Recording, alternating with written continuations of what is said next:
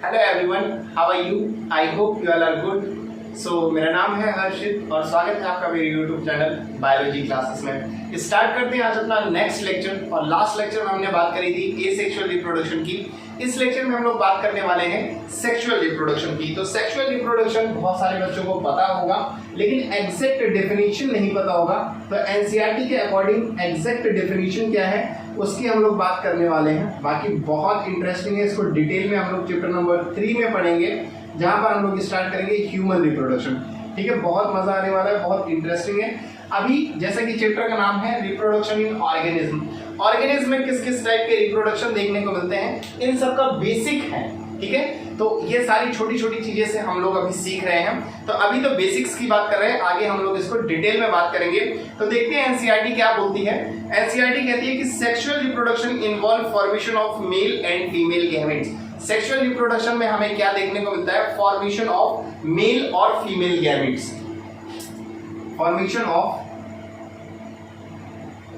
Formation मैं इस तरह से लिखूं, ठीक है, formation of male and female gametes.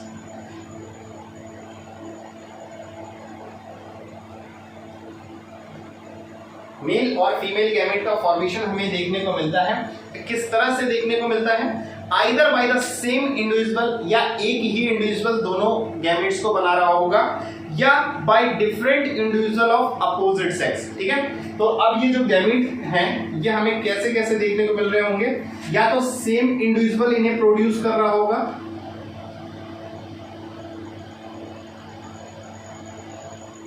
या फिर दूसरा हमें देखने को मिलेगा डिफरेंट सेक्स ग्रुप या डिफरेंट सेक्स ऑर्गन्स। ठीक है, डिफरेंट सेक्स ऑर्गन में हमें मेल अलग दिखाई देगा और फीमेल अलग दिखाई देगी। ठीक है, मेल से हमें मेल गैमेट मिलेंगे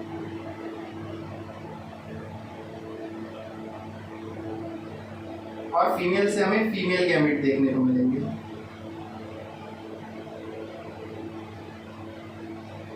मेल गैमेट हमारा स्पर्म, फीमेल गैमेट जो होता है वो ओवम। ठीक है, और स्पर्म और ओवम मिलेंगे, फिर उससे जाइगोट बनेगा, जाइगोट से एम्ब्रियो, एम्ब्रियो से फिर नया ऑर्गेनिज्म। तो ये सारी चीजें हम लोग पढ़ेंगे। अभी एनसीईआरटी में देखते हैं कि these gamete fuse to form zygote which develop to form new organism। अब यही स्पर्म और ओवम मिलकर के क्या बनाएंगे? यहां लिख देता हूं, स्पर्म प्लस ओवम, ये दोनों मिलकर बनाएंगे जाइगोट। ठीक है, और इस जाइगोट से क्या बनेगा? New organism.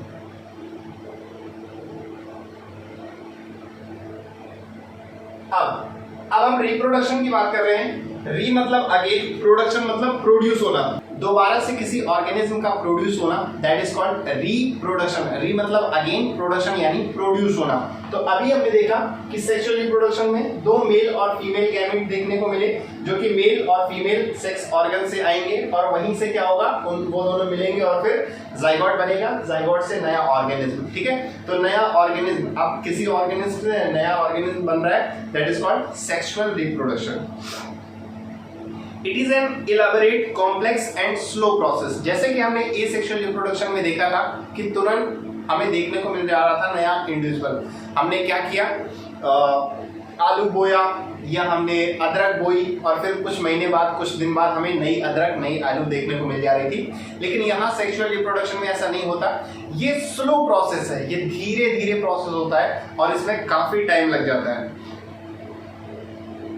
compared to the asexual reproduction. Because of the fusion of male and female gametes, sexual reproduction results in offspring that are not identical to the parent or amongst themselves. अब यहाँ पर जो नया organism है, वहां पर एक term हमने सीखा था क्लोन, कि जो अदरक है जो पहले जैसी थी, फिर जब नई अदरक निकली तो वो भी कैसी थी? अपने पहले जैसी ही थी। ठीक है, आलू हमेशा पहले जैसा ही होता है, जिसके थ्रू नया आलू बनता है। तो वहां पर एक टर्म देखा था, या अमीबा की बात करें, कुछ भी एसेक्सुअल रिप्रोडक्शन में बात करें, तो वहां एक टर्म देखा था हमने क्लोन। लेकिन यहाँ ऐसा कुछ भी नहीं दिखाई देता है। कभी भी नया ऑर्गेनिज्म जो है वो एग्जैक्ट कॉपी नहीं होगा। अब कुछ लोग सोच रहे होंगे अगर ट्विंस हुए तो ट्विंस होंगे लेकिन वो एग्जैक्ट कॉपी नहीं होंगे, उनके डीएनए जो होंगे वो डिफरेंट होंगे। ठीक है, तो ट्विंस भी एक दूसरे की तरह दिखते हैं लेकिन एक्चुअल में एक दूसरे की कॉपी नहीं होते, दैट्स व्हाई यहां पर वो टर्म लागू नहीं होता। A study of diverse organisms, plant, animal or fungi so that they differ so greatly in external morphology, internal structure and physiology when it comes to sexual mode of reproduction.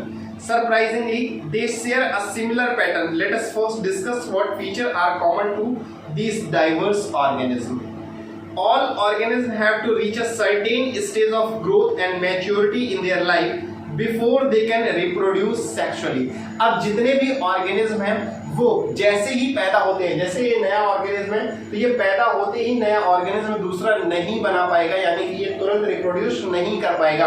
यानी इस organism को एक growth चाहिए होगी, एक certain age group में पहुंचना पड़ेगा, उसके बाद ही ये रिप्रोड्यूस कर सकता है।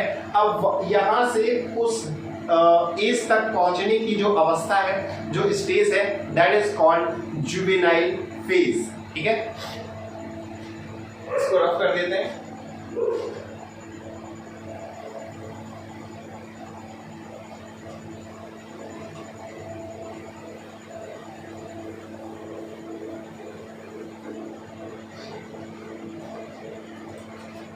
एक टर्म है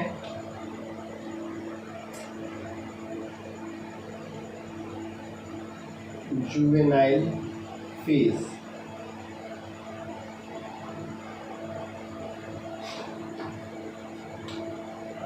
इंडिविजुअल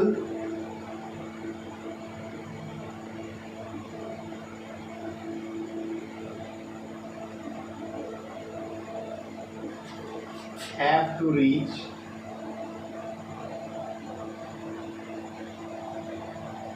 certain age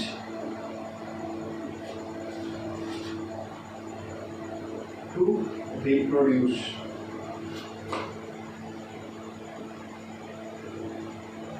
ठीक है, हर ऑर्गेनिज्म को एक सर्टेन एज तक पहुंचना पड़ेगा, that is called juvenile phase. और नया ऑर्गेनिज्म यहां से रिप्रोड्यूस फेज तक की जो उम्र होती है that is known as juvenile phase. It is known as vegetative phase in plants. अगर हम प्लांट्स की बात करें, जुवेनाइल फेज एनिमल्स में,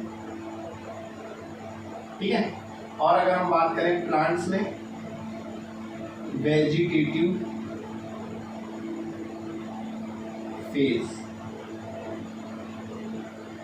ये हमें प्लांट्स में देखने को मिलेगा। ठीक है, अब यहां पर अगर हम समझें तो न्यू ऑर्गेनिज्म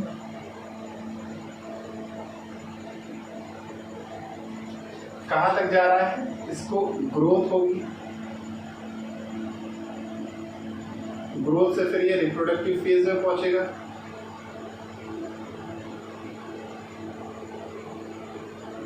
रिप्रोडक्टिव फेज, और ये जो अवस्था है आपकी रिप्रोडक्टिव फेज से नए ऑर्गेनिज्म की, that is called juvenile phase.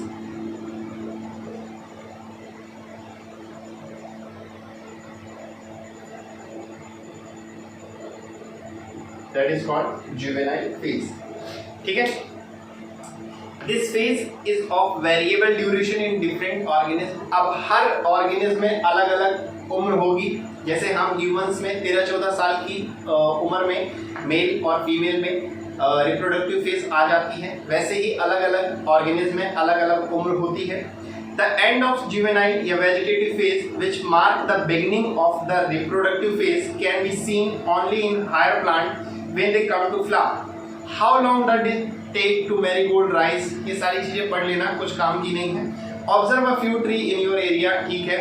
फिर आते हैं नेक्स्ट पैराग्राफ पे, वहां पर लिखा हुआ है कि few plant exhibit unusual flowering phenomena. अगर हम प्लांट्स की बात करें, वेजिटेटिव फेज की बात करें, तो प्लांट्स में कैसे हमें देखने को मिलेगा ये रिप्रोडक्टिव फेज, वहां पर नए फूल बनना स्टार्ट हो जाएंगे। ऐसा तो होता नहीं है ना कि पौधा आज लगाया और कल से उसमें फूल बनने स्टार्ट हो गए। एक सर्टेन एज तक उसे पहुंचना पड़ेगा, एक टाइम लिमिट उसे देनी पड़ेगी कि हाँ अब नए फ्लावर्स आने शुरू होंगे।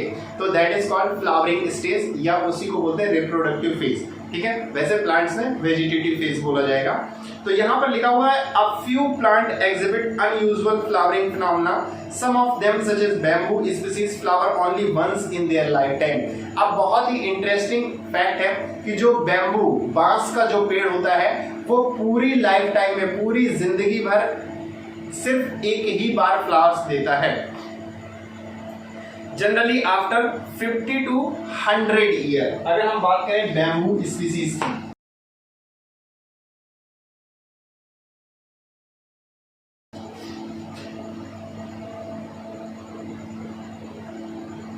Bamboo plant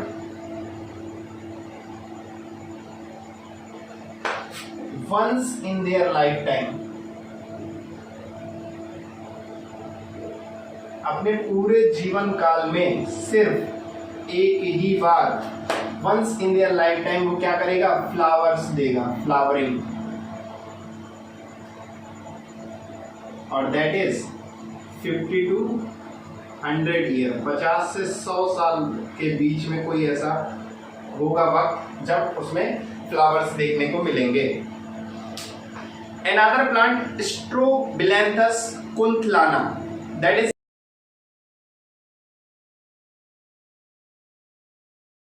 Neela Kurinji, flowers once in 12 year. अब एक और प्लांट है स्ट्रोबिलंथस कुंथियाना। नेक्स्ट यहीं पर लिख रहा हूं स्ट्रोबिलंथस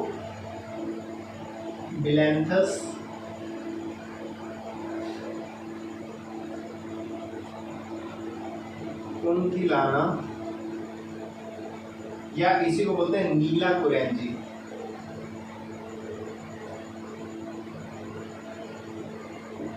ठीक है, ये इसमें हमें कब देखने को मिलेंगे, एवरी 12 ईयर।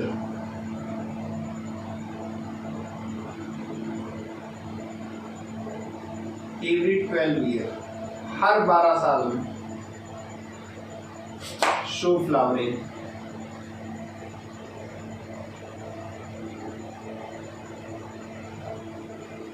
ठीक है, तो 12 साल में एक बार हमें क्या देखने को मिलेगा, फ्लावरिंग देखने को मिलेगा।